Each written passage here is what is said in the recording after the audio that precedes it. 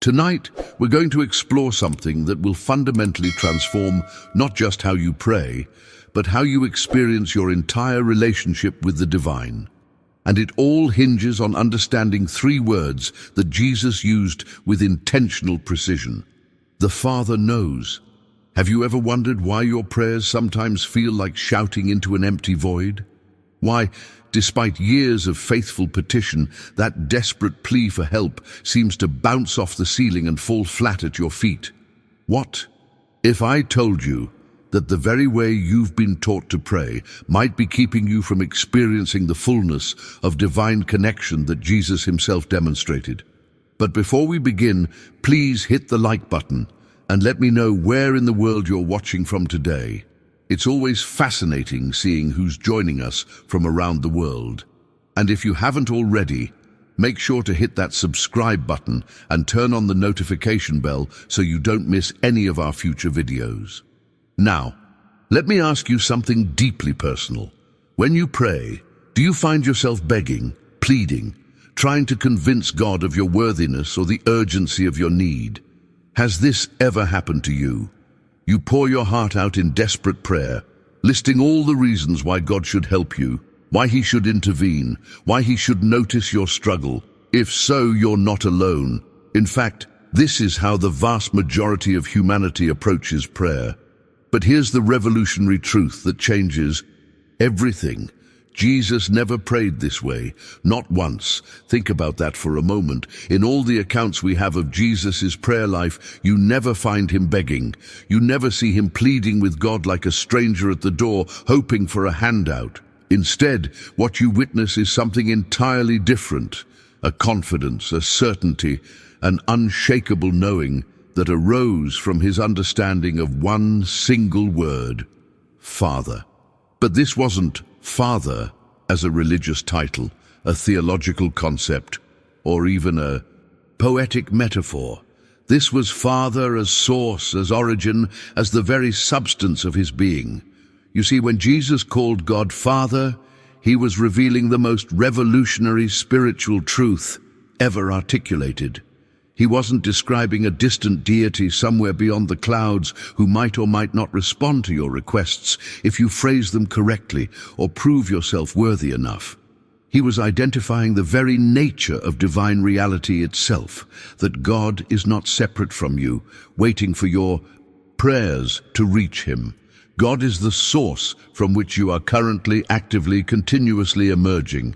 Just as a wave cannot be separated from the ocean, just as a ray cannot exist apart from the sun, you cannot be disconnected from the source that is giving you existence in this very moment.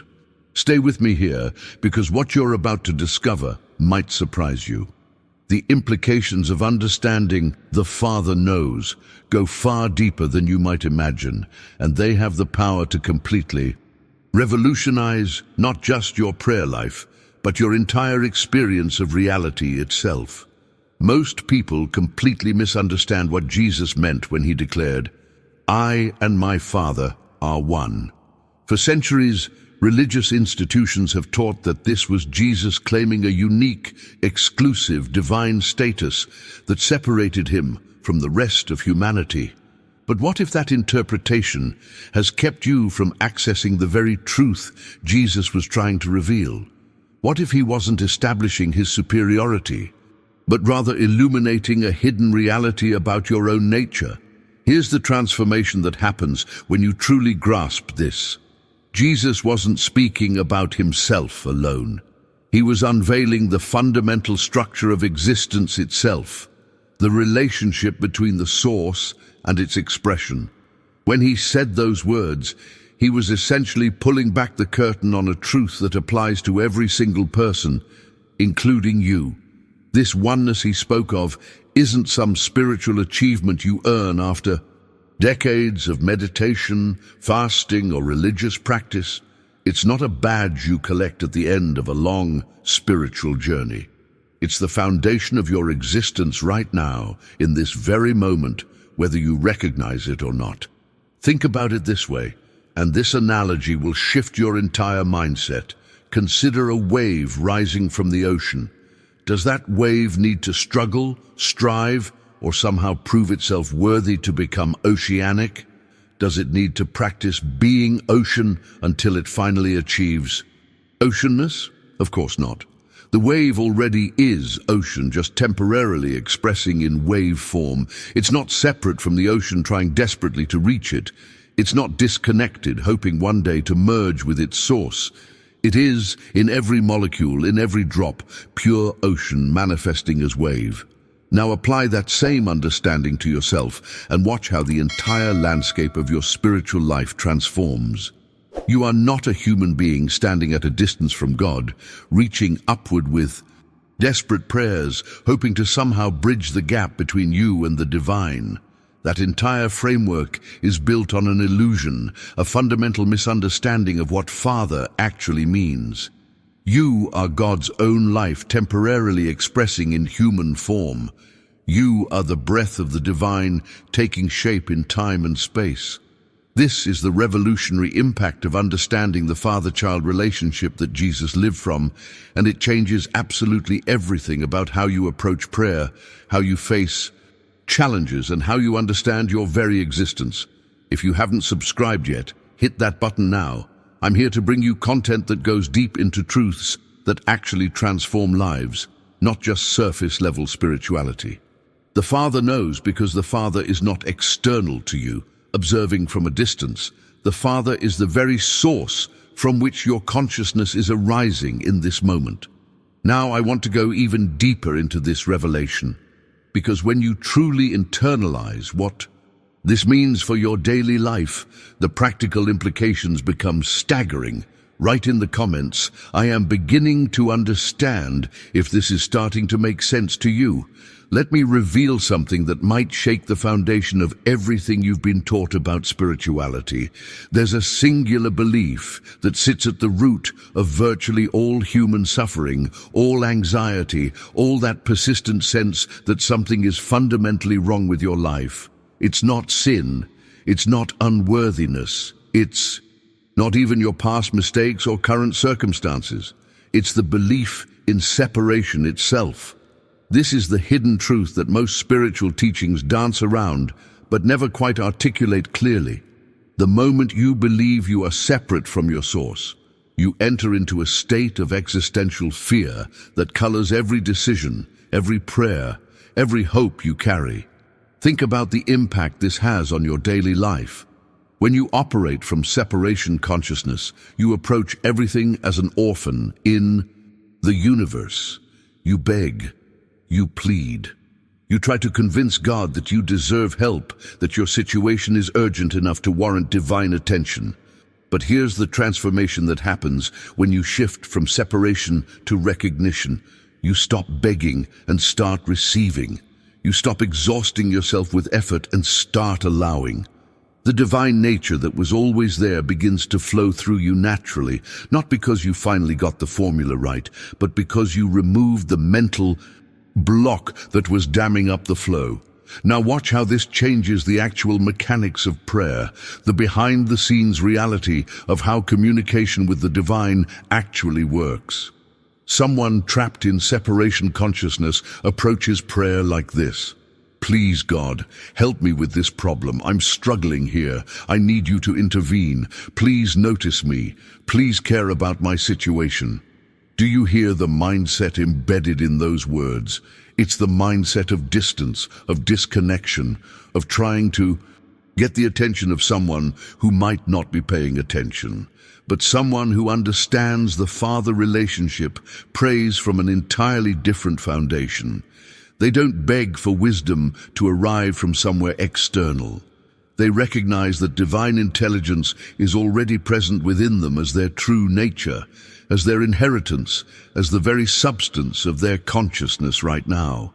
This isn't positive thinking, where you pretend something is true until you convince yourself. This is recognition of what is actually real. When you recognize that the Father knows your needs before you ask, you're not engaging in wishful thinking or spiritual fantasy. You're acknowledging the structure of reality itself, A father doesn't wait for his child to perfectly articulate their needs before caring. A father anticipates, provides, nurtures by the very nature of the relationship. And when that father is the infinite source of all existence, and you are the direct expression of that source, then the meeting of your needs isn't something that might happen if you pray correctly enough. It's built into the fabric of the relationship itself. What happens next in this journey of understanding will show you exactly how this plays out in practical, tangible ways that you can apply immediately. Drop a comment saying, "I'm ready for this shift," if you're feeling the weight of this revelation. Here's where we can pull back the curtain on something absolutely fascinating about how Jesus operated. When you study the accounts of his healings, there's a pattern that emerges once you know what to look for. He never begged God to intervene from some distant heaven, not once. He didn't engage in lengthy petitions, trying to convince the Father to reach down and fix the situation. Instead, what you see is something far more powerful. He simply acknowledged the Father's presence right there, in that very moment, in that specific situation. And that acknowledgement itself was the catalyst for transformation. Think about the mindset shift this requires. Jesus understood something that most people miss entirely. Where God is, wholeness must be. Not wholeness might arrive if we pray hard enough. Not wholeness could happen if we're worthy. But wholeness must be by the very nature of divine presence. It's not optional. It's not conditional. Where the Father is, the child's needs are already met through the structure of the relationship itself. This isn't wishful thinking or spiritual bypassing of real problems. This is understanding the mechanics of how reality actually operates at its deepest level. Now, I want you to feel the contrast between these two approaches, because the impact on your inner state is dramatic. You've been conditioned through years of religious teaching and cultural programming to seek God's help as if you were fundamentally separated from divine supply. You approach prayer like someone standing outside a locked door, knocking desperately, hoping someone inside will hear you and decide you're worthy of assistance. Every prayer becomes anxious effort. Every petition carries the underlying fear that maybe this time your need won't be met. Maybe this problem is too big. Maybe you've used up your quota of answered prayers. But watch what happens when you grasp the Father relationship the way Jesus understood it. A father's resources aren't distributed to his children based on their performance or their ability to articulate needs correctly. The inheritance isn't earned through worthiness or granted as a reward for good behavior. It flows naturally through the simple fact of relationship. You are the child. The Father's resources are already yours by the nature of that connection. When this truth penetrates your consciousness at a deep level, your entire prayer life undergoes a profound transformation. You shift from begging to recognition. You move from anxious effort into restful knowing. You stop trying to get God to notice you and start acknowledging what is already present and active in your life right now. This restful knowing isn't passivity or resignation. It's the most powerful stance you can take because it aligns you with how divine supply actually operates. When you rest in the knowing that the Father already knows, already provides, already moves on your behalf by the nature of your relationship, you create the inner space for that supply to manifest in tangible ways. The practical applications of this understanding go deeper than you might imagine, and they touch every area of your life where you've been struggling. Leave a comment with "The Father knows" if this is beginning to resonate with you on a deeper level. Let me share with you the secret that has the power to completely revolutionize not just your prayer life, but your entire approach to spiritual growth. When you pray acknowledging God as Father in the way Jesus actually meant it, something radical happens in your consciousness. You're no longer trying to get God to do something for you. You're not attempting to manipulate divine will or convince a reluctant deity to intervene. Instead, you're engaged in something far more profound. You're remembering what is already true. You're recalling a reality that exists whether you acknowledge it or not. Divine life is already flowing through you with every breath. Divine wisdom is already present as the intelligence operating your body, beating your heart, growing your cells. Divine substance is already expressing as your being right here, right now, in this very moment. Do you see the transformation in mindset this creates? Most people exhaust themselves with spiritual striving, climbing what they imagine is a ladder reaching up to God in some distant heaven. They read another book, attend another seminar, master another meditation technique, all in hopes of finally bridging the gap, finally achieving the connection they desperately seek. But here's the revelation that changes the entire journey. You are not climbing toward anything. You are awakening to something that has always been true. You have never been separate from your source, not for one single moment of your existence. Think about how a child comes into being. Does an infant need to strive, struggle, or prove themselves worthy to become their father's offspring? Do they need to achieve some level of spiritual maturity before the relationship becomes real? Of course not. They simply are the father's child by the very nature of birth.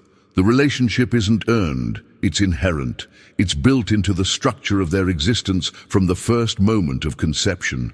Now apply that same understanding to your relationship with the divine, and watch how the burden of spiritual effort begins to lift from your shoulders. You are God's expression by the very nature of existence itself. This isn't something you achieve tomorrow or next year after you've meditated enough, prayed enough, or purified yourself enough. This is the foundation of your being right now. The Father knows because you are not separate from the Father, trying to get his attention. You are the Father's life, taking temporary form in time and space. Every quality you've been seeking externally, every divine attribute you've been trying to acquire through spiritual practice is already present as your true nature. The impact of truly grasping this goes beyond what most spiritual teachings even touch on, because it dissolves the very premise that keeps people trapped in cycles of seeking without finding. What this means for your daily decisions, your responses to challenges, and your entire experience of being alive becomes clearer when you see how this understanding operates in real situations. Comment, "I remember now," if this truth is stirring something deep within you. If this resonated with you, go ahead and hit that like button. It helps this message reach others who've been searching for this deeper understanding of prayer. Let me tell you about a woman named Margaret, whose story perfectly illustrates the dramatic shift we're talking about. For 30 years, Margaret prayed every single day, begging God to heal her chronic pain. 30 years. Think about that level of persistence, that depth of desperation. She attended healing services, consulted with spiritual practitioners, read every book she could find on prayer and healing, yet nothing changed. The pain remained constant, grinding, relentless. She felt abandoned by God, as if her prayers were hitting some invisible ceiling and falling back down unanswered. Then something happened that transformed her entire journey. She encountered this teaching about the father relationship, and at first, she resisted it strongly. How could she not be separate from God when her body screamed with pain every moment? But she decided to try a different approach, not because she had faith it would work, but because she had exhausted every other option. Each morning, she sat quietly, and here's the crucial shift in her mindset. She stopped asking for healing. Instead, she simply acknowledged God as her actual source, as the life flowing through her right now. She wasn't trying to get anything. She was recognizing what was already true. For 3 weeks, nothing seemed to change in her physical condition. But then something shifted in her consciousness, something she couldn't quite articulate but could definitely feel. Within 2 months, her pain began diminishing. Within 6 months, it was completely gone. Not through begging, not through convincing God she was worthy, through recognition, through the simple act of remembering her true relationship with the Source. Now consider Thomas, whose story reveals how this principle operates in the realm of practical affairs and business decisions. Thomas struggled with business failure for years, watching his company hemorrhage money while his family's security crumbled around him. He prayed constantly, desperately asking God to send customers, to improve sales, to solve his financial crisis. His prayers felt like shouting into an empty void, and the harder he tried, the worse things seemed to get. When he discovered this teaching about the Father principle, he made a radical decision to completely change his approach. He stopped begging for business success. Instead, he spent time each day recognizing that divine intelligence was his. True mind, that infinite supply was his actual substance. He wasn't pretending or using positive affirmations. He was acknowledging a reality that existed whether his bank account reflected it or not. Gradually, over 8 months, opportunities began appearing. Connections formed naturally. His business stabilized completely. The impact wasn't instantaneous magic, but it was real, tangible transformation rooted in a shift of consciousness. What both these stories reveal is something crucial about how this understanding operates in real life, behind the scenes of what we see with our physical eyes. The transformation is always consciousness first, then conditions second. When you stop approaching God as a separate entity, you need to convince and start recognizing the Father relationship as your actual reality. Something fundamental changes in how you move through the world. Type consciousness first in the comments if you're seeing how this pattern works. There's a statement Jesus made that most people read right past without grasping its revolutionary implications. He said, "Your Father knows what you need before you ask Him." Think about what that actually means for a moment. Before you formulate the words, before you identify the problem, before you even become consciously aware of the need, the Father already knows.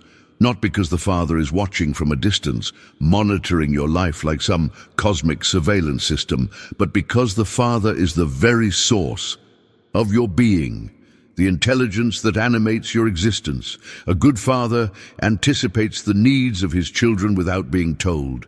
He sees patterns, senses shifts, provides before the request even forms.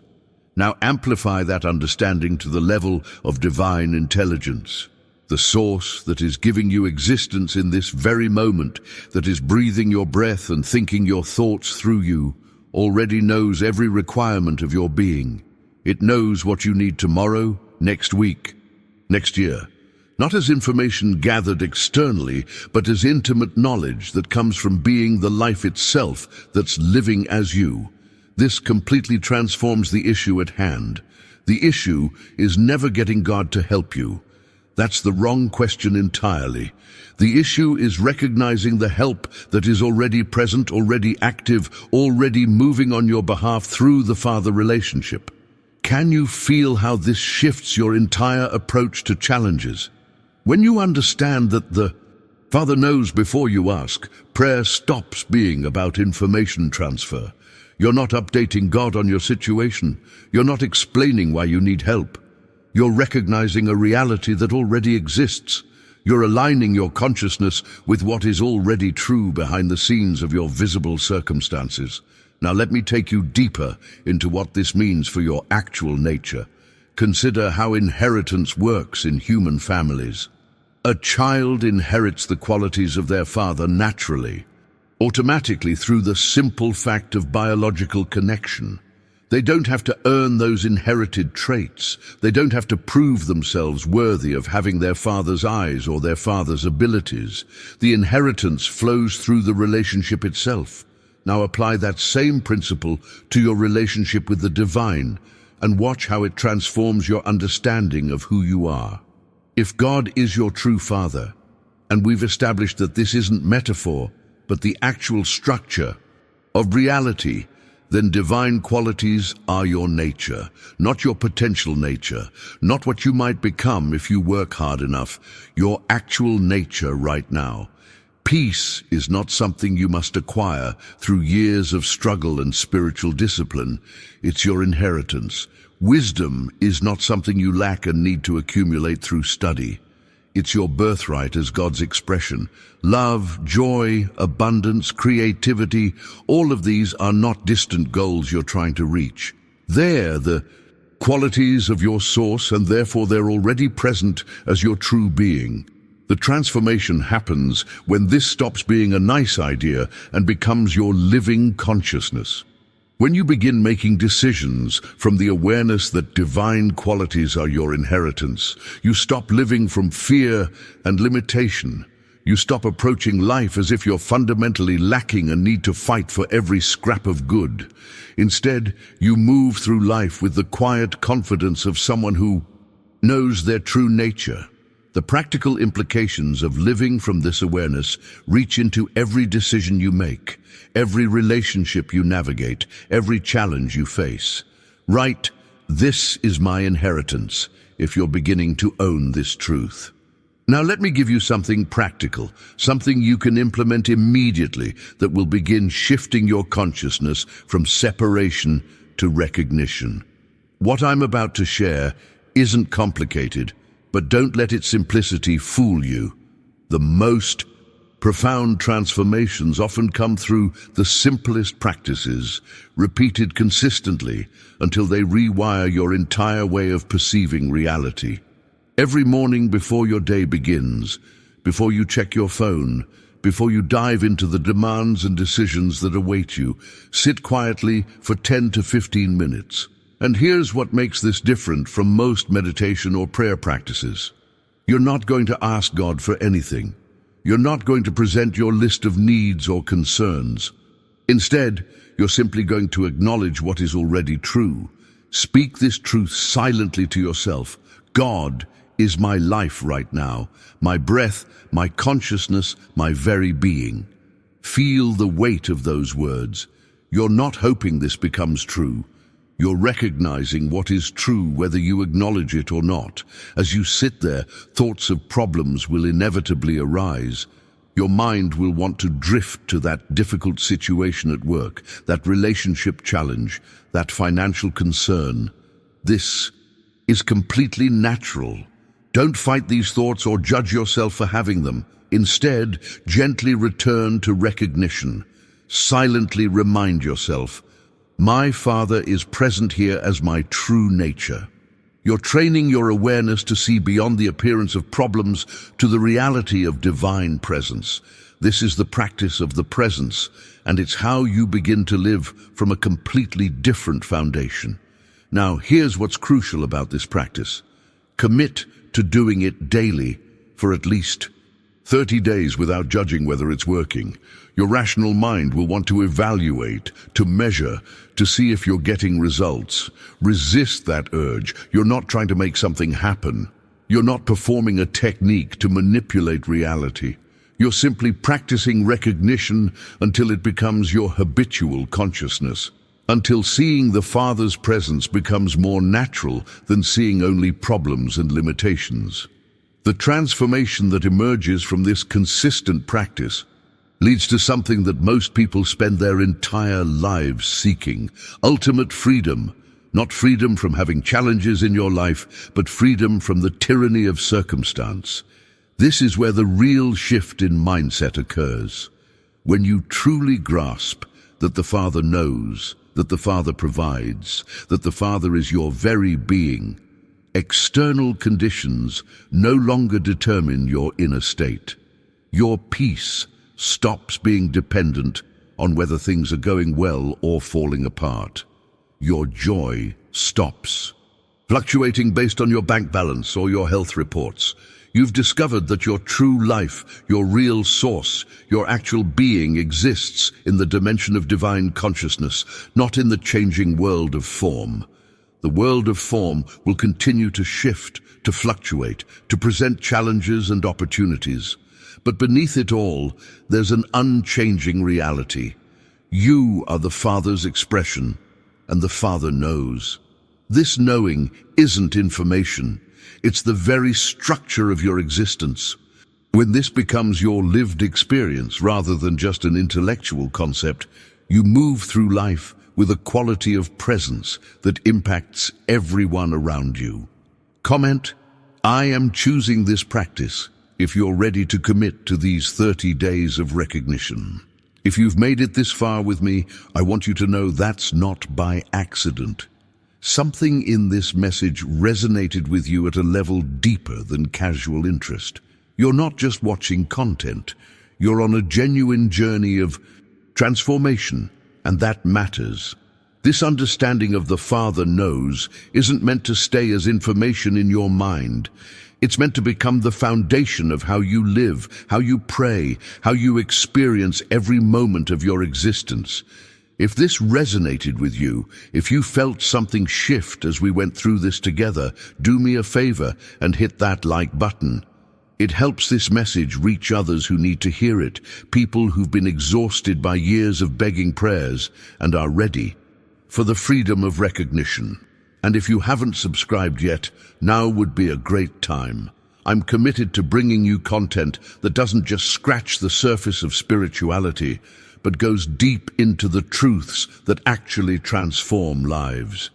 Every video on this channel is designed to give you practical wisdom you can apply immediately, revelations that shift your consciousness, not just theories to think about. Leave a comment saying, "This message was meant for me," if you sense that divine timing brought you to this video right now. I read every single comment, and I love hearing how these teachings are landing in your life. There's another video right here that builds on what we've covered today, taking you even deeper into living from this consciousness of divine sonship. Click and continue with me over there. Let's keep this transformation moving forward together. You've heard the phrase your entire life. Seek first the kingdom of God, and all these things shall be added unto you. Churches repeat it. Teachers quote it, but nobody explained what it actually means. And that's why your prayers feel empty. That's why your manifestations fail. That's why abundance eludes you despite your faith. Joel Goldsmith discovered something the religious world missed for centuries. The kingdom of God isn't a place you go to after death. It isn't a reward for good behavior. It isn't even something external you must search for across the universe. The kingdom is a state of consciousness. It's the awareness of divine presence already within you right now. When Jesus said, "Seek first the kingdom," he wasn't giving you another task for your spiritual to-do list. He was pointing you inward. He was telling you to stop seeking solutions in the material world. Stop chasing money, health, or relationships as if they're separate from you. Instead, recognize the infinite source already present in your consciousness. This one shift changes everything, not in weeks or months, but in the precise moment you truly understand it. Today, you'll learn what nobody taught you. The practical method Joel Goldsmith used to access this kingdom, and how it transforms every area of your life without effort or struggle. Most people approach spirituality backwards. They pray for things. They beg for healing. They visualize outcomes, desperately hoping God will deliver. This is seeking second. This is putting the material world first and expecting consciousness to serve it. Joel Goldsmith called this the greatest spiritual mistake humanity makes. Here's the truth that religious institutions don't teach. God isn't a cosmic vending machine dispensing blessings when you insert enough prayers. The divine isn't separate from you, waiting to be convinced. Infinite intelligence is the very substance of your being. You don't pray to it, you live from it, you recognize it, you rest in it. Seeking first the kingdom means you stop looking at your bank account, your body, your circumstances, and saying these need fixing. Instead, you turn within. You acknowledge divine presence. You feel the infinite completeness already established in consciousness, not as wishful thinking, not as spiritual bypassing, but as recognizing what already is. Joel discovered that when you do this genuinely, something mystical happens. The outer world rearranges itself without your manipulation. Solutions appear. Resources flow. Healing occurs, not because you forced it, but because you aligned with the truth of your being. You stopped interfering with the natural abundance of consciousness. Let me show you the exact technique Joel Goldsmith practiced daily. He called it the practice of the presence. It's deceptively simple, yet it contains more power than 1,000 affirmations, more transformation than years of visualization, because it doesn't add anything to you. It reveals what you already are. Find a quiet moment. Close your eyes. Don't pray for anything. Don't ask for anything. Don't try to manifest anything.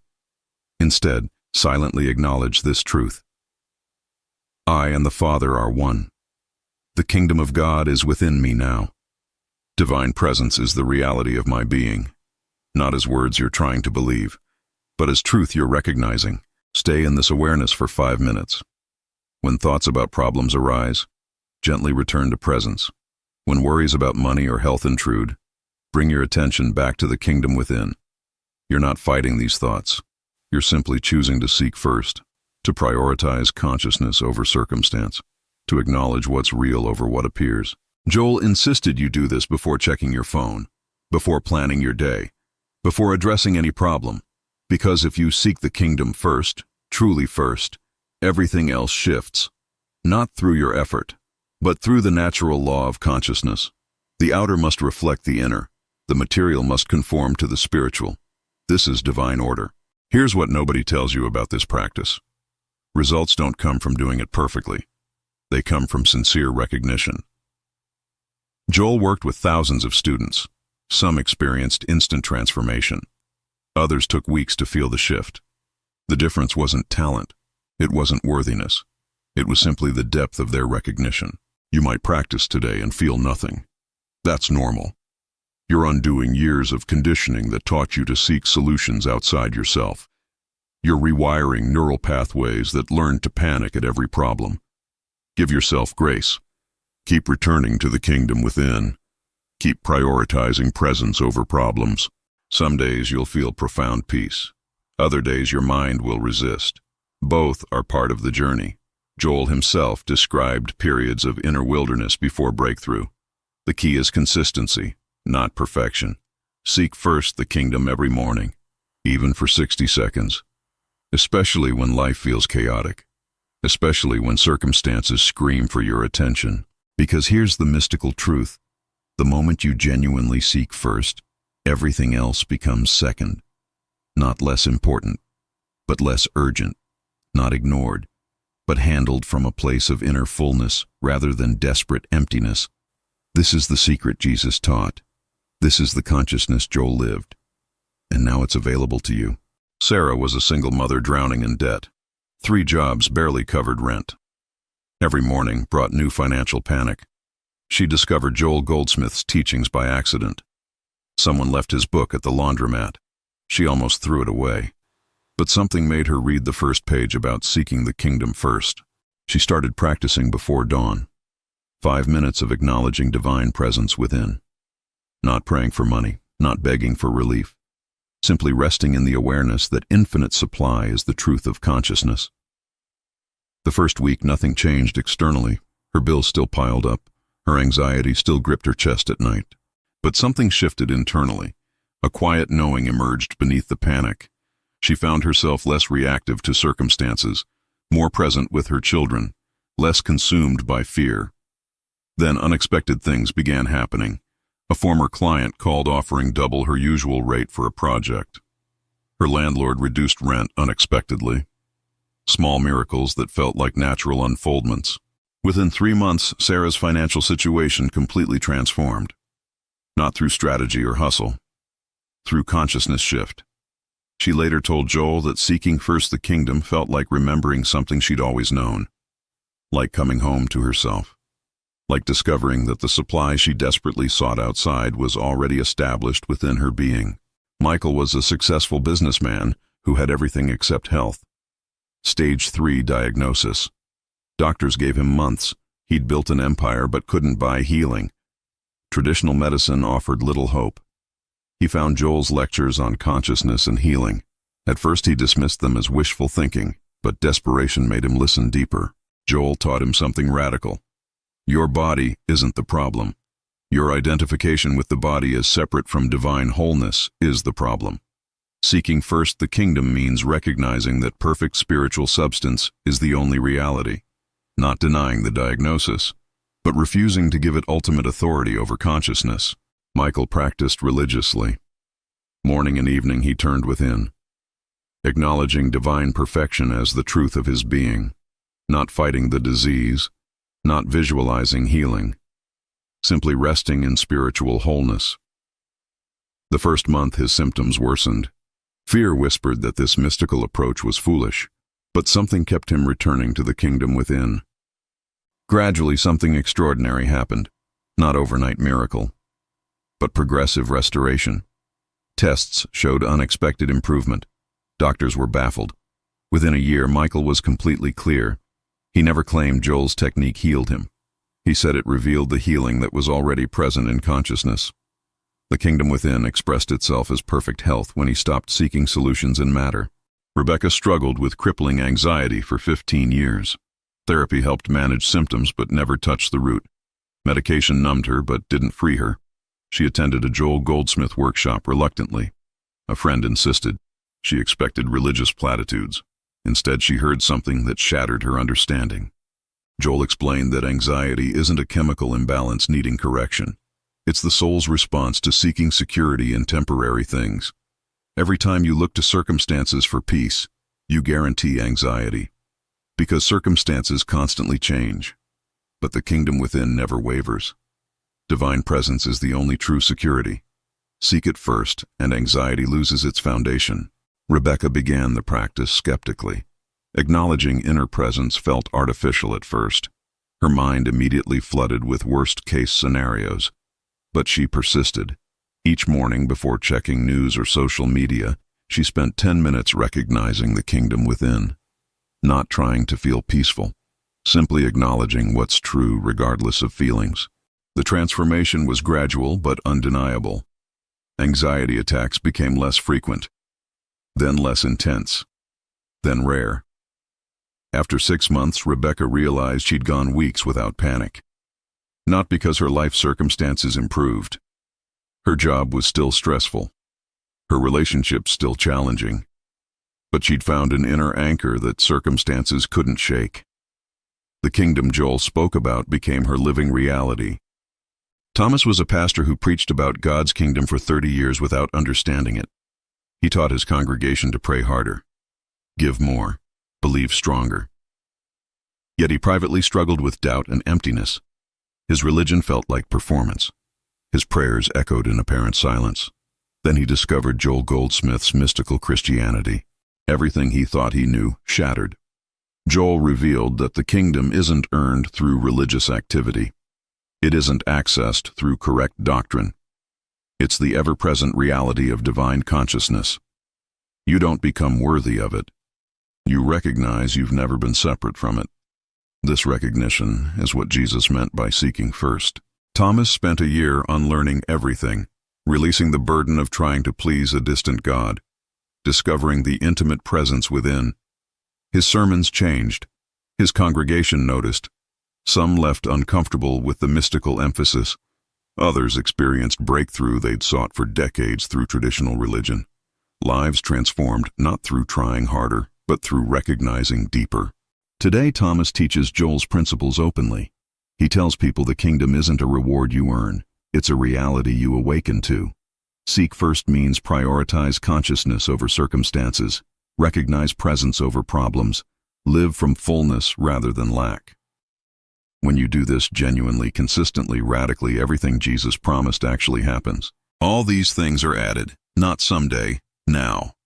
If these transformation stories inspire you, like this video to help others find these teachings, subscribe for more Joel Goldsmith wisdom, and comment what healing journey resonated most with you. Now let's deepen your practice with complementary techniques Joel taught. The first is called non-reaction. When problems appear, your conditioned response is immediate panic. Financial issue? Mental spiral begins. Health symptom? Fear floods in. Relationship conflict? Emotional chaos erupts. This reaction is seeking second. It's prioritizing the problem over presence. Joel taught a different response. When challenge arises, pause. Before reacting, before planning, before panicking, turn within. Acknowledge the kingdom. Silently recognize divine presence as the only power, not denying the appearance, but refusing to give it authority over your consciousness. This pause changes everything. It breaks the automatic pattern of seeking solutions in matter first. Practice this today. Next time difficulty appears, take 3 conscious breaths. Internally affirm the kingdom of God is my reality. Infinite intelligence governs this situation. I seek first the consciousness of divine presence. Then address the practical issue from this centered place. You'll find solutions emerge more clearly.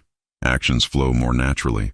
Outcomes unfold more harmoniously. This isn't positive thinking. It's priority shift. You're training yourself to seek first automatically, to default to presence rather than panic, to live from the kingdom within regardless of external circumstances. Joel insisted this becomes natural with practice.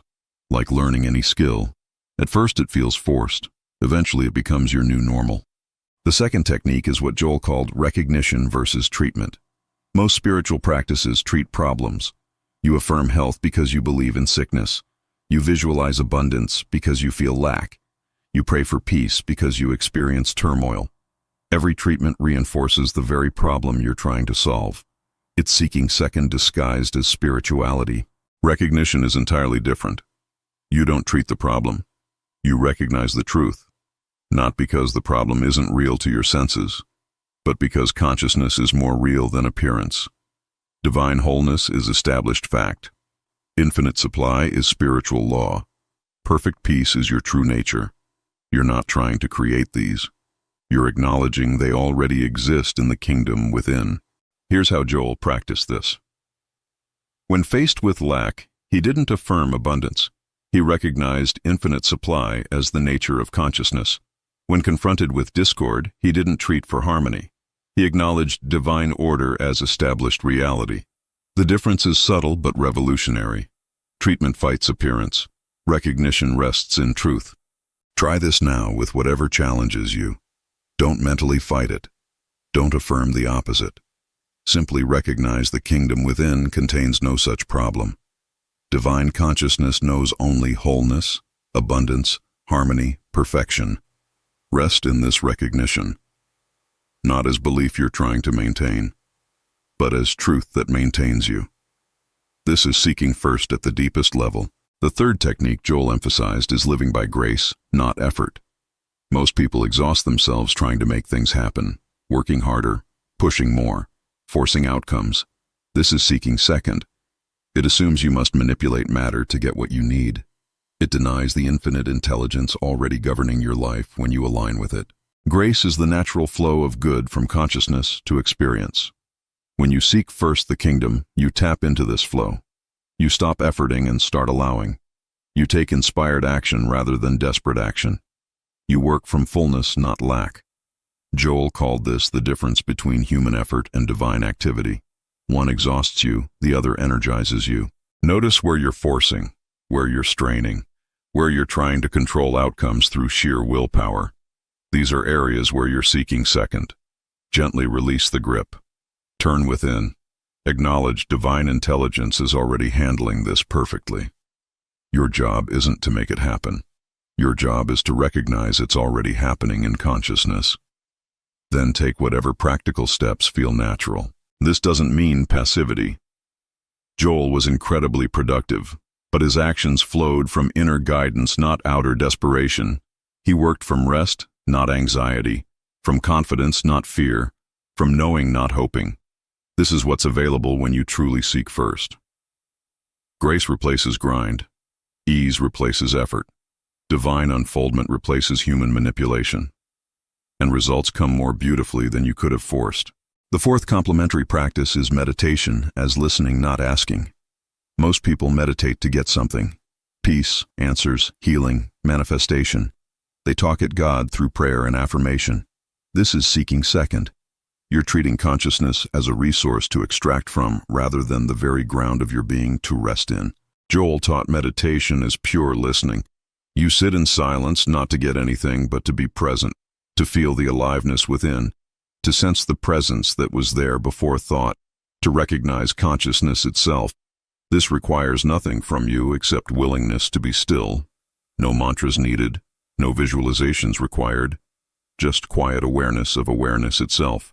Start with 5 minutes daily. Sit comfortably. Close your eyes. Don't pray. Don't affirm. Don't visualize. Simply be present to presence. When thoughts arise, let them pass like clouds. Return to the stillness beneath thinking. This is the kingdom. This awareness, this presence, this consciousness. It has no problems because it precedes all appearance. The more you rest here, the more it permeates your daily life. You begin living from this depth. Problems still appear, but they don't disturb the foundation. Challenges arise, but they don't define you. You found the kingdom Jesus promised. The pearl of great price Joel discovered. The consciousness that transforms everything without trying to change anything. Let's address the first major challenge you'll face. The mind's resistance to seeking first. Your conditioning screams that circumstances must be addressed immediately. Bills demand attention. Health symptoms need treatment. Relationships require fixing. How can you prioritize consciousness when the material world is falling apart? This objection feels valid. It's also the trap. Joel encountered this resistance constantly. Students argued that spiritual practice is fine for monks, but impractical for real life. He responded with penetrating clarity. Your real-life struggles exist because you've sought second your entire life. You've prioritized circumstances over consciousness, results over recognition, matter over spirit. That's why problems persist despite your best efforts. Seeking first doesn't mean ignoring practical issues. It means addressing them from right foundation. When your house is burning, you don't just meditate, but you can acknowledge divine presence even while calling firefighters. You can seek first the kingdom in your consciousness, while taking second the appropriate action. This internal priority changes how the external unfolds. Try this experiment. Tomorrow, face your most pressing problem. Before analyzing it, before planning solutions, before panicking, spend 2 minutes acknowledging the kingdom within. Recognize divine intelligence present, then address the issue practically. Notice the difference. Clearer thinking, better decisions, more peaceful action, less anxiety throughout. This is seeking first demonstrated. This is consciousness preceding condition. The second challenge is impatience with results. You practice for a week and wonder why life hasn't transformed completely. You acknowledge the kingdom within, but circumstances remain unchanged. Doubt whispers this mystical approach doesn't work. You consider returning to old methods, affirmations, visualizations, positive thinking. At least those felt like doing something. Joel warned about this impatience. You're undoing decades of wrong seeking, years of looking outside for what's only found inside, lifetimes perhaps of believing matter is cause and consciousness is effect. This reversal doesn't happen overnight for most people. Some experience instant breakthrough, others require persistent practice. Neither is better. Both are valid paths.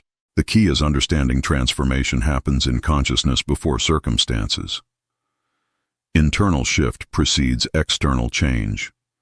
You might practice for weeks feeling nothing different externally, but something profound is occurring internally. Neural pathways are rewiring. Belief systems are dissolving. Consciousness is expanding. The outer world must eventually reflect this inner transformation. Joel advised his students to practice regardless of appearances. Seek first whether you see results or not. Acknowledge the kingdom whether circumstances improve immediately or gradually. This isn't blind faith. It's recognition of spiritual law. Consciousness is cause. Matter is effect. When you consistently prioritize cause, effect must change. Not because you're trying to force it, but because that's how reality works. The third obstacle is guilt about not doing enough. You practice 5 minutes and feel you should do more. You acknowledge presence once and think it's insufficient. You compare yourself to advanced practitioners and feel inadequate. This guilt itself is seeking second. It's measuring spiritual practice by material metrics. Quantity over quality. Effort over authenticity. Joel taught that one moment of genuine recognition outweighs hours of mechanical practice. 5 minutes of true presence surpasses days of forced meditation. The kingdom isn't accessed through duration. It's revealed through depth, through sincerity, through actual recognition rather than mental performance. Stop counting minutes. Start valuing genuine connection. Here's permission you need. Your practice doesn't have to look like anyone else's. Joel meditated hours daily. You might genuinely connect in 60 seconds. What matters isn't matching his external form. What matters is your internal authenticity. Are you truly seeking first, or performing spirituality while secretly seeking second? Release the guilt. Embrace your unique path. Some people need long meditation. Others find presence in brief moments throughout the day. Both are valid. Both work. The question isn't how much you practice. The question is, are you practicing? Are you consistently prioritizing consciousness over circumstances? That's all. That's enough. That's seeking first. The fourth challenge is handling others' skepticism. You begin living from the kingdom within. Your priorities shift. Your responses change. People notice. Family questions your new perspective. Friends mock your mystical language. Colleagues think you've joined a cult. Their skepticism triggers doubt. Maybe they're right. Maybe this is just spiritual escapism.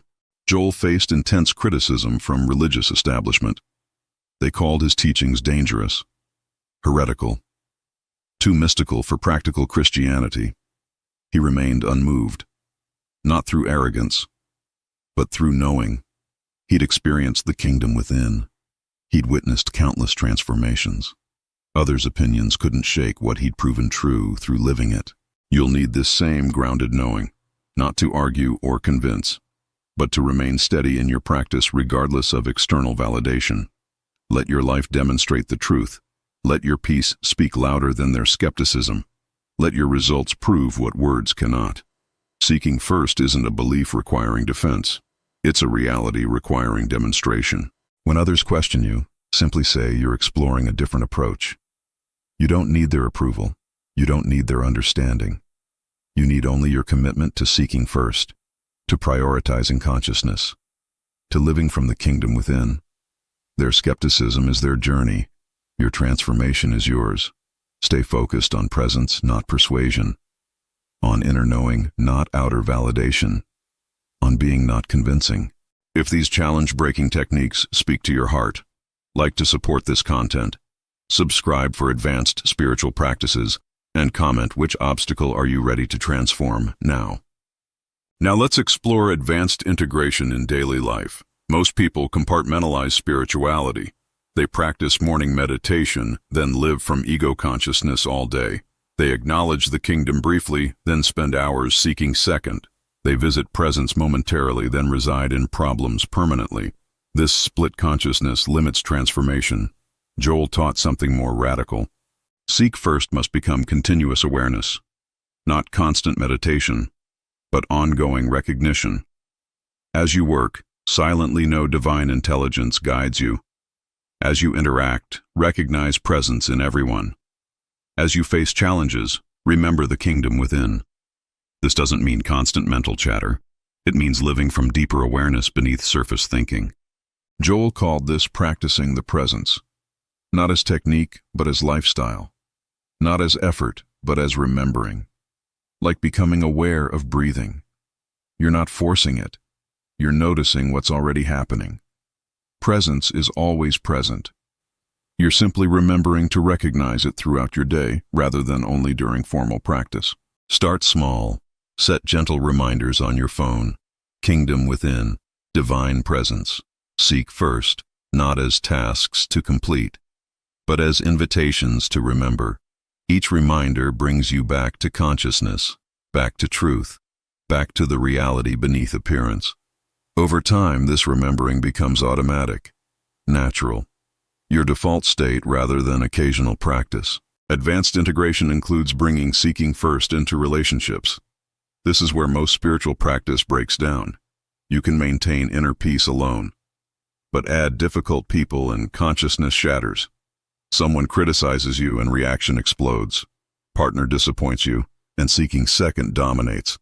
Family triggers you and the kingdom feels distant. Joel taught something transformative here. Every person is consciousness appearing as individual. When you interact with another, you're not meeting their personality. You're encountering the same divine presence that's within you. This shifts everything. You stop reacting to appearances. You start recognizing reality, the kingdom within them, even when their behavior doesn't reflect it. This doesn't mean tolerating abuse. It means seeing beyond behavior to being, knowing their true nature even when they've forgotten it. This recognition in you can awaken recognition in them. Not always immediately, not always obviously, but consciousness responding to consciousness has power. Personality responding to personality lacks. Practice this today. Choose someone difficult. Before your next interaction, spend 1 minute acknowledging the kingdom within them. Recognize divine presence as their true identity. Then engage naturally. Notice how the energy shifts, how your reactions soften, how new possibilities emerge. You're seeking first even in relationship, prioritizing consciousness over circumstance, and it transforms both of you. Advanced seekers must learn to seek first with money. This trips up even experienced practitioners. They can maintain consciousness about health and relationships. But finances trigger primal fear, bills arrive, and panic overrides practice. Unexpected expenses surface and seeking second dominates. The kingdom feels irrelevant when rent is due. Joel addressed this directly. Money isn't supply. Consciousness is supply. Money is simply one form supply takes. When you seek first the kingdom, you're recognizing infinite supply as spiritual reality. This doesn't mean money magically appears. It means you stop believing money is your source. You stop seeking security in bank balances. You start living from inner knowing. Practical application requires courage. When financial fear hits, pause. Before checking accounts or calculating budgets, acknowledge the kingdom within. Recognize infinite intelligence already knows your needs. Divine supply is established fact in consciousness. You're not denying practical responsibility. You're handling it from right foundation, trusting the source rather than the form. Joel witnessed countless examples of this principle demonstrated. People losing jobs, then finding better ones. Businesses failing, then opportunities emerging. Debts mounting, then unexpected resources appearing. Not through magical thinking, through consciousness shift. When you genuinely seek first, supply flows through channels you couldn't have planned. This is grace. This is the kingdom. This is what happens when consciousness precedes condition. The most advanced integration is seeking first in crisis. When life falls apart, when worst fears materialize, when everything you've built crumbles. This is where seeking first transforms from interesting concept to essential lifeline. Crisis reveals what you truly believe, what foundation you're actually standing on. Whether consciousness or circumstances hold ultimate authority. Joel's greatest teachings emerged from his own crises. Illness, financial collapse, dark nights of the soul. He learned to seek first not when life felt good, but when everything felt impossible. To turn within not when externally peaceful, but when internally shattered. To acknowledge the kingdom, especially when circumstances screamed its absence. This level requires everything. It's not casual spirituality. It's radical trust. You face devastation and choose presence. Experience loss and recognize divine wholeness. Encounter darkness and acknowledge inner light. Not through denial, not through bypassing, but through knowing something deeper than appearance, something more real than circumstance, something unshakable within you. If you're in crisis now, hear this. The kingdom within you hasn't been touched by whatever's happening to you. Divine presence remains perfect regardless of external chaos. Infinite intelligence is working even when you can't see how. Seek first now, especially now, not for quick fix, but for true foundation. The crisis will pass. The consciousness you develop through it stays forever. This is transformation's deepest gift. We're approaching total transformation. Everything you've learned converges here. Seeking first the kingdom isn't spiritual theory. It's practical mysticism. It's how you actually live from consciousness rather than circumstances. How you embody truth rather than just believe it. How you demonstrate the kingdom Jesus promised 2,000 years ago. Total transformation means your default response changes. Crisis no longer triggers panic. It prompts turning within. Challenge doesn't create fear. It invites deeper recognition. Problems don't overwhelm you. They reveal opportunities for consciousness to express itself. This isn't perfection. It's perspective shift. New operating system replacing the old. Joel described this as living by the Spirit. Not occasionally accessing spiritual help, but continuously living from spiritual foundation.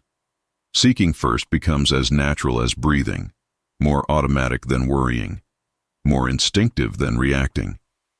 You've literally rewired your brain, reprogrammed your consciousness, transformed your relationship with reality itself. This level isn't reserved for saints or mystics. It's available to anyone willing to practice, to persist, to prioritize consciousness consistently. Joel was ordinary man who discovered extraordinary truth. You're ordinary person who can do the same. The kingdom within you is identical to the kingdom within the greatest masters. Only recognition differs. Only seeking first remains.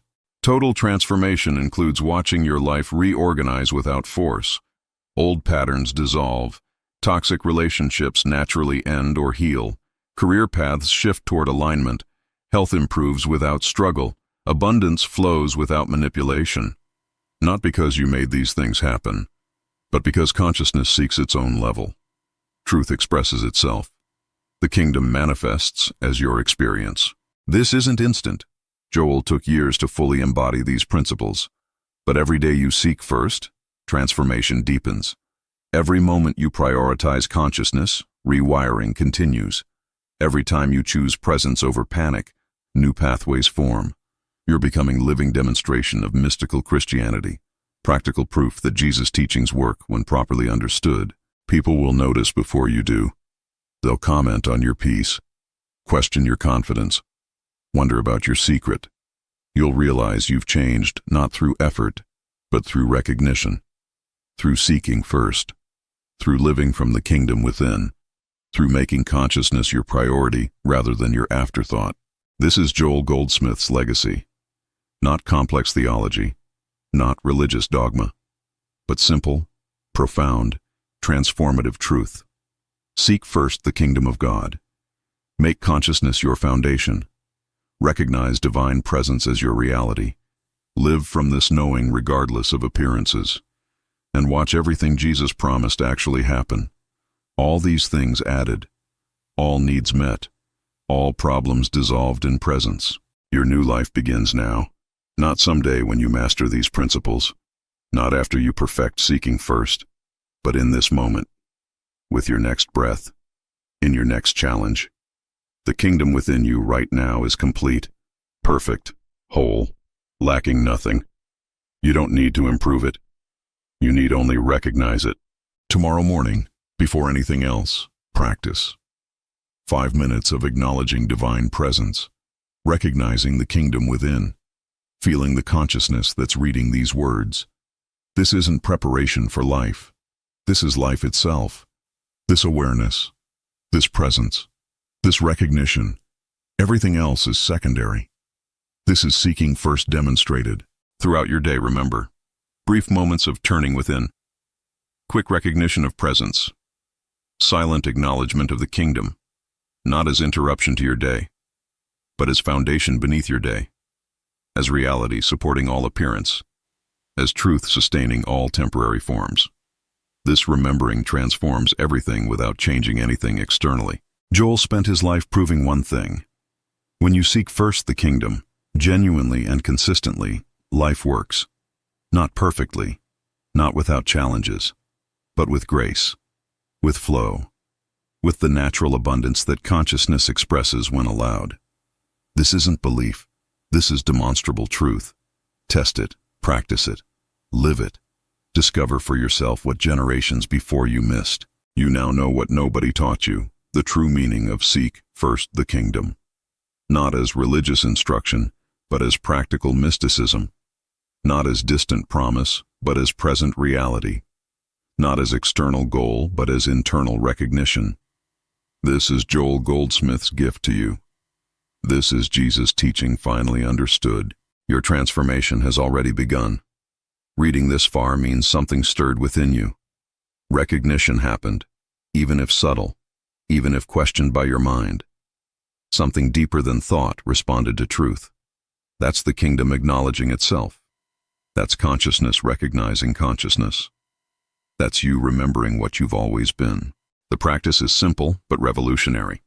Make consciousness your priority. Seek first the presence within. Recognize divine reality as primary. Handle circumstances as secondary. Not ignored, not denied, but addressed from foundation of inner knowing rather than outer panic. This one shift changes everything. Joel proved it. Thousands demonstrated it. Now it's your turn. Start today, not tomorrow, not when life calms down, not when you feel ready. Now. This moment. Seek first the kingdom. Acknowledge presence. Recognize consciousness. Rest in the awareness that's reading these words. This is it. This is the secret. This is what transforms. Welcome to the mystical Christianity Joel taught. Welcome to the kingdom Jesus promised. Welcome home to yourself. If your spiritual understanding expanded through these Joel Goldsmith secrets, like this video, subscribe for more transformative teachings, and comment "I am transformed" to confirm your new path. What if I told you that Joel Goldsmith discovered a spiritual truth so powerful that religious leaders tried to silence it? A teaching that dissolves human suffering instantly, not through prayer or faith, but through a radical shift in consciousness itself. This isn't about believing harder or following more rules. It's about recognizing what you already are. Goldsmith called it the recognition of being, the moment you stop seeking God and realize you never left the divine presence. Most never heard this because it threatened traditional religious control. The suppressed teaching is this: you don't need healing, salvation, or improvement. You need recognition that the perfect spiritual being you seek is your only true identity right now. Not tomorrow, not after more prayer, this very instant. When you grasp this, problems don't get solved. They become recognized as the illusions they always were. This is why religious authorities feared Goldsmith's message. It makes their services unnecessary. Traditional Christianity teaches you're a sinner seeking salvation. Joel Goldsmith taught the opposite. You're already the Christ consciousness, temporarily believing in separation. The difference isn't theological, it's transformational. Imagine waking up thinking you're homeless, then remembering you own a mansion. The mansion never changed, only your awareness did. This is Goldsmith's core revelation. Spiritual identity isn't achieved, it's remembered. Problems exist only while you believe in your false identity. Religious leaders suppress this because it eliminates the need for intermediaries. No priests, no rituals, no tithing required. Just the direct recognition that God isn't somewhere else. God is your very consciousness reading these words right now. Most people pray to God. Goldsmith taught praying as God, from your true spiritual identity. This single shift dissolves what seemed like insurmountable challenges, because challenges can only exist in the consciousness that believes it's separate from its source. Here's the suppressed technique that changed everything for those who dared practice it. When facing any problem, instead of asking God to fix it, Goldsmith taught, "This situation exists only while I believe I'm separate from God." Then comes the recognition. I cannot be separate from infinite consciousness because consciousness is all that exists. Therefore, this problem has no reality in my true being. This isn't positive thinking. It's metaphysical fact recognition. Churches banned this teaching because it makes their problem-solving services obsolete. Why pay for prayer when you can access infinite power directly? Why confess sins when you recognize your sinless spiritual nature? Why fear judgment when you know your eternal unity with divine love? The moment you stop treating problems as real conditions requiring solutions and recognize them as temporary misperceptions requiring only corrected understanding, they lose all power over your experience. This is practical mysticism at its most revolutionary. The most dangerous part of Goldsmith's teaching wasn't just that problems are illusions, it's that you have the power to dispel them through recognition alone. No special training, no years of study, no religious authority needed. Just immediate recognition of what's already true. Religious institutions tried blocking this because it eliminates their fundamental business model, keeping people dependent on external sources for their spiritual welfare. Goldsmith showed that divine power isn't channeled through organizations. It's expressed as your very consciousness. When you recognize that consciousness doesn't belong to you, you belong to it. Every perceived limitation becomes exposed as a case of mistaken identity. Not your consciousness seeking God, but God's consciousness expressing as your awareness right now. This recognition doesn't require faith, belief, or spiritual development. It requires only the courage to stop believing in the reality of separation and problems. The truth was never hidden. Only our recognition of it was clouded by false teachings about our nature. Sarah, a mother of 3, faced bankruptcy and her husband's terminal cancer diagnosis. Traditional prayers seemed powerless. Then she discovered Goldsmith's suppressed teaching, and everything changed within weeks, not through miraculous healing, but through miraculous recognition. Instead of begging God to heal her husband, Sarah began recognizing, consciousness is whole and perfect. My husband is consciousness, temporarily believing in disease. She stopped seeing a sick man and began recognizing the spiritual being having a human experience. The shift wasn't gradual, it was immediate. Her fear dissolved because she recognized fear belongs only to the false identity that believes in death and lack. Her husband's improvement began that same week as he absorbed her recognition of his perfect spiritual nature. Their financial situation transformed not through sudden money appearing, but through recognition that consciousness lacks nothing.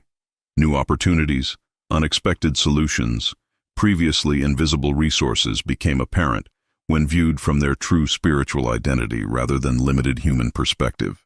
Marcus, a businessman facing complete professional ruin, applied Goldsmith's forbidden technique when traditional religious counsel failed.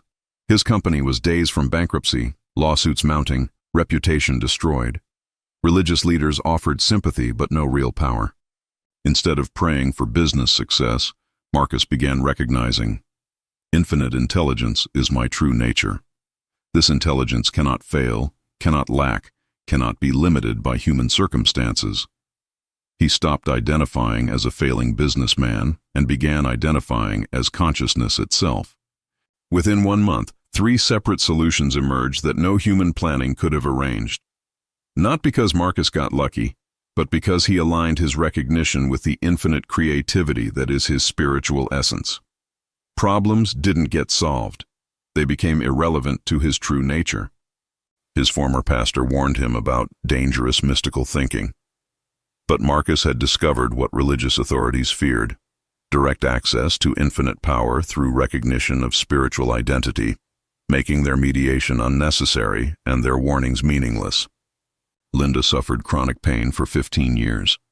Medical treatments failed. Religious healing services provided temporary relief at best. Then she encountered Goldsmith's suppressed truth about the nature of spiritual identity and physical experience. Instead of asking God to heal her body, Linda began recognizing, perfect consciousness is my true nature. Pain exists only while I identify as a physical body separated from spiritual wholeness. She stopped fighting pain and started recognizing her true nature as painless consciousness. The transformation took 3 weeks of consistent recognition practice. Not positive thinking, but metaphysical fact recognition. Consciousness itself cannot experience pain, limitation, or imperfection. Physical experience simply reflects our level of spiritual self-recognition. Medical professionals called it spontaneous remission. Her former church called it dangerous delusion. Linda called it recognition of what was always true. She was never a limited body having spiritual experiences, but unlimited consciousness having a human experience. These transformations weren't miracles. They were natural results of correct spiritual recognition. When you know your true identity as consciousness itself, limitations become exposed as cases of mistaken identity rather than actual conditions requiring healing. Religious institutions suppress these teachings because they reveal the unnecessary nature of external spiritual authority. Why seek God through intermediaries when you can recognize your eternal unity with divine consciousness directly and immediately? The suppressed truth: you don't need healing, improvement, or salvation. You need recognition that the perfect spiritual being you seek to become is your only real identity right now. This recognition alone dissolves what seemed like impossible human situations. If these transformation stories reveal the power you've always possessed, like this video to help others discover Goldsmith's suppressed teachings, subscribe for more forbidden spiritual wisdom, and comment. Which recognition practice calls to your soul? Beyond the basic recognition technique, Goldsmith taught 3 advanced practices that religious authorities particularly feared. These weren't just mental exercises, they were direct consciousness activations that bypass all traditional spiritual procedures. The first, consciousness watching consciousness. When problems arise, instead of focusing on the problem, turn attention to the awareness that knows about the problem. This awareness remains untouched by any human condition, pure, perfect, unlimited. Practice this. Right now, notice you're aware of reading these words. Now notice the awareness itself, not its contents, but the knowing presence. This untouchable awareness is your true identity. Problems exist only in the content, never in the consciousness observing them. Religious leaders ban this because it makes their services obsolete. Why seek God's presence when you can directly recognize the presence that you already are? This isn't about developing spirituality. It's about recognizing the spirituality that is your very being. The second suppressed practice, I am recognition statements. Not affirmations trying to create truth, but recognition statements acknowledging what's eternally true about your spiritual nature right now. When facing lack, I am infinite abundance because consciousness lacks nothing. When experiencing fear, I am perfect peace because consciousness knows no threat. When feeling limited, I am unlimited being because consciousness has no boundaries. These aren't positive thinking statements hoping to create better conditions. They're recognition statements acknowledging your eternal spiritual nature that exists regardless of temporary human appearances. The difference transforms everything because truth has power while hopeful thinking has none. Churches feared these recognitions because they eliminate the need for external salvation. When you recognize your eternal unity with divine nature, religious promises of future heaven become irrelevant. You're recognizing heaven as your present spiritual identity. The third forbidden practice, treating from being, not for being. Traditional prayer treats to God for healing. Goldsmith's suppressed method treats from God as healing consciousness already expressing perfectly.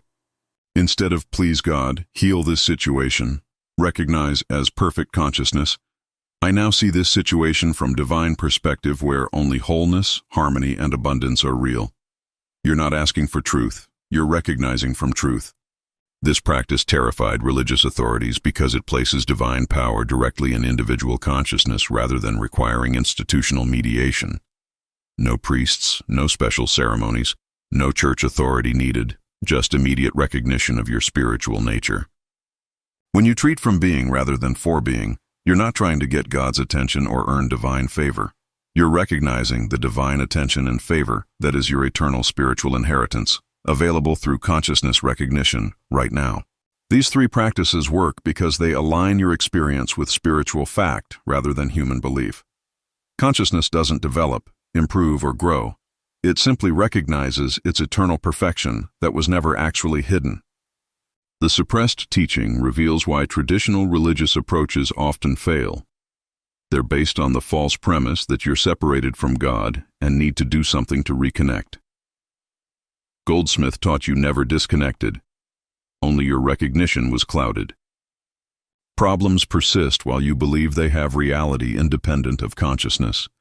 They dissolve when you recognize consciousness as the only reality, with everything else being temporary appearances having no actual power over your spiritual nature. Practice all 3 techniques consistently: consciousness watching consciousness, I am recognition statements, and treating from being. These weren't hidden to harm you.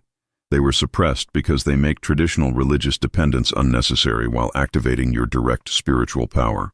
But let's address the obstacles you'll face when practicing these recognitions. Your mind will resist, claiming this is too simple, too good to be true, or spiritually dangerous. Religious conditioning runs deep, creating fear of direct spiritual power. The first resistance. This seems like spiritual bypassing. Truth, recognizing your spiritual nature doesn't deny human experiences. It provides the proper context for transforming them. You're not ignoring problems. You're addressing them from your actual identity rather than false identity. The second resistance. What if I'm deceiving myself? Truth, the only deception is believing you're separate from God. Recognizing your spiritual nature is acknowledging fact, not creating fantasy. The false belief in separation is the actual delusion. Remember, this resistance comes from consciousness conditioned by religious teachings that made you dependent on external spiritual authority. Your direct recognition of divine nature threatens nothing except illusions about limitation and the need for spiritual intermediaries. Another major obstacle, when recognition practices seem to work inconsistently. Sometimes problems dissolve quickly, other times they persist despite your spiritual efforts. This inconsistency often makes people abandon the practice entirely, returning to traditional religious approaches. Understanding this fluctuation is crucial. Consistency of recognition, not perfection of results, determines your progress. Some problems dissolve immediately because they were lightly held beliefs. Others persist because they represent deeper patterns of identification with limitation. Don't measure success by external changes alone. The real transformation is your growing stability and spiritual self-recognition regardless of circumstances. You're developing immunity to the belief in problems, not just solving specific problems. When recognition seems ineffective, you're usually attempting to use spiritual truth to fix human conditions, rather than recognizing the spiritual nature that was never actually limited by those conditions. Return to consciousness, watching consciousness until your identity stabilizes in spiritual being. The most challenging obstacle, other people's reactions to your transformation. Family members, friends, religious authorities will question, criticize, or warn against your direct spiritual recognitions. They prefer you dependent and seeking rather than empowered and knowing. Some will claim you're becoming arrogant or spiritually deluded. Truth. Recognizing your spiritual nature reveals the humility of consciousness that knows itself as one with all being, not as separate ego claiming special powers. Others will insist you need religious guidance and community support. Truth. Community based on shared spiritual recognition enhances growth, but dependency on external spiritual authority limits recognition of your direct divine connection. Stand firm in your recognitions while remaining compassionate toward those still believing in spiritual separation. Your demonstration of freedom through recognition will either inspire them toward their own direct spiritual discovery or confirm their preference for traditional religious approaches. The final major obstacle, expecting recognition practices to fulfill human desires rather than reveal spiritual nature. When you use these techniques trying to get what you want as a human person, they become manipulation rather than recognition. True recognition reveals what consciousness wants through you, not what your human personality wants from consciousness. This alignment might dissolve problems in ways completely different from your human preferences, but always in ways that serve your highest spiritual development. Sometimes recognition shows you that what you thought was a problem was actually consciousness redirecting your experience toward greater spiritual expression. What seemed like failure becomes recognized as spiritual guidance leading toward more authentic self-expression. Trust the process. Consciousness knows its own perfect expression through your individuality better than your human mind knows what it thinks it wants. Recognition practices reveal divine will as your authentic will, not divine will opposing your human desires. If these obstacle-dissolving techniques awaken your spiritual courage, like to support this transformational content, subscribe for advanced consciousness teachings, and comment. Which spiritual obstacle are you ready to transcend?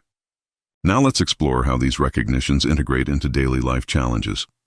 Professional situations become laboratories for consciousness recognition, rather than sources of stress and limitation. David, an attorney, faced an impossible court case. Instead of relying purely on legal strategies, he began each day recognizing, "Divine intelligence is my true nature.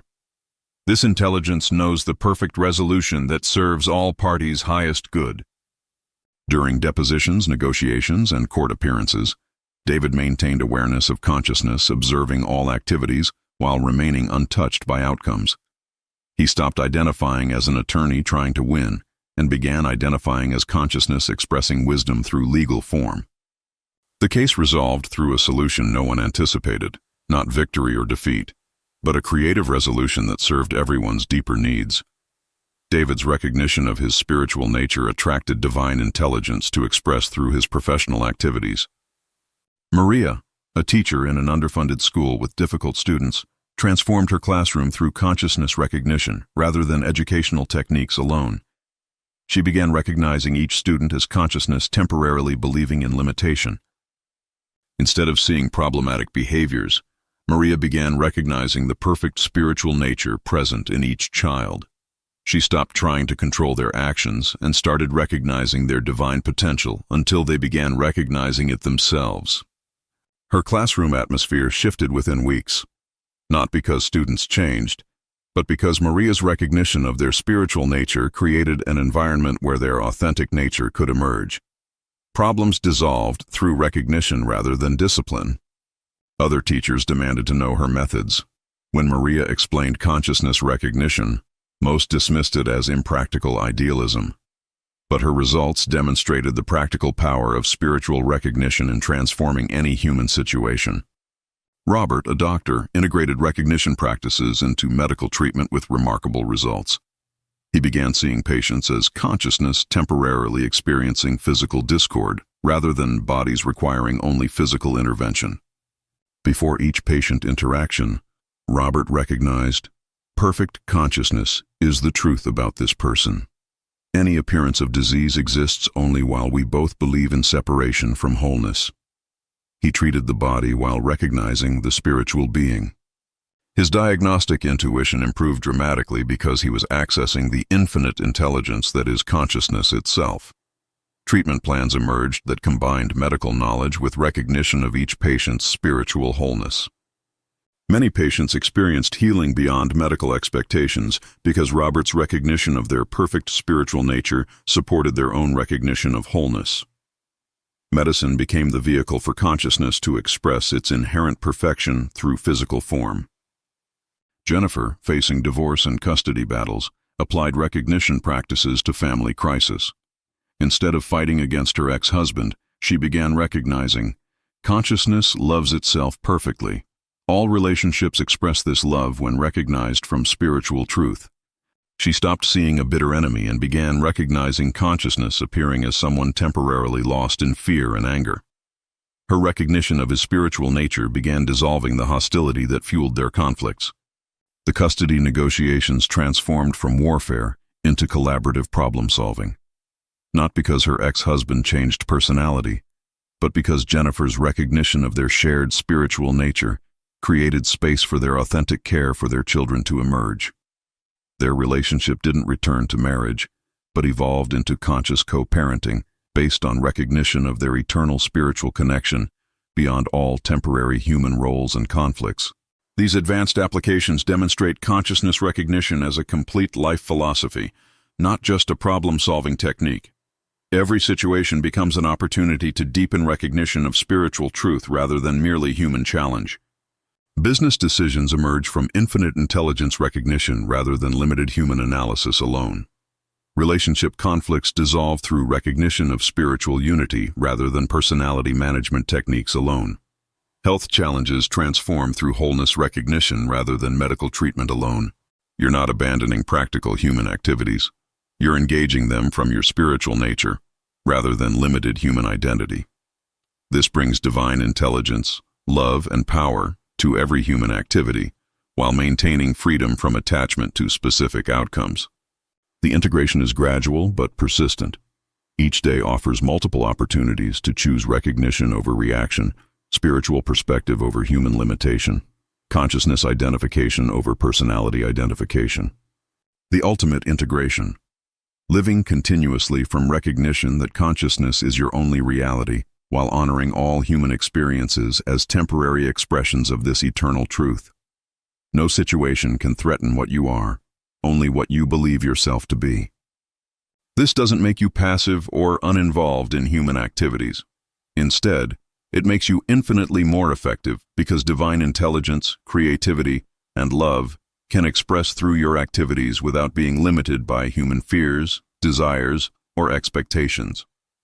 Problems continue appearing in human experience, but they no longer disturb your fundamental peace because you recognize their temporary nature within eternal consciousness. You address them from wisdom rather than worry, from love rather than fear.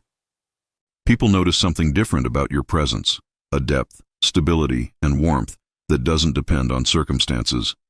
You've become a place where consciousness recognizes itself, offering healing and inspiration simply through authentic spiritual being. The forbidden truth Goldsmith discovered and religious authorities tried suppressing. You are already everything you seek spiritually. Not potentially, not eventually. Right now. Recognition of this fact transforms everything while changing nothing essential about your eternal spiritual nature. Every human experience becomes sacred when recognized as consciousness exploring its infinite possibilities through individual expression. Every challenge becomes an opportunity for deeper spiritual recognition rather than evidence of spiritual inadequacy. Your life becomes a continuous demonstration of divine nature expressing through human form, rather than human effort seeking divine approval. This is the practical mysticism that terrified institutional religion. Direct spiritual empowerment making external spiritual authority unnecessary. The suppression failed because truth cannot be permanently hidden. Consciousness recognizes itself regardless of religious attempts to control spiritual discovery. Your recognition of these truths proves the failure of all attempts to limit spiritual realization. You now possess the complete suppressed teaching that religious authorities feared would end their control over spiritual seekers. Not because it makes you rebellious, but because it makes external spiritual authority unnecessary for your direct connection to divine truth. The recognition practices revealed here aren't theories to believe, they're consciousness techniques to live. Your consistent practice demonstrates whether these truths have power or are merely inspiring concepts. Only your direct experience can validate spiritual teaching. Start with whatever recognition feels most authentic. Consciousness watching consciousness, I am recognition statements, or treating from being rather than for being. Consistency matters more than perfection. Each recognition deepens your spiritual self-knowledge. Remember why these teachings were suppressed. They work. They transform human experience through spiritual recognition rather than requiring institutional mediation. Your freedom through direct spiritual knowing threatens nothing except illusions about limitation and separation from divine nature. If this forbidden wisdom has awakened your spiritual autonomy, like this revelation, subscribe for more suppressed spiritual teachings, and comment, I recognize my divine nature, to confirm your spiritual liberation.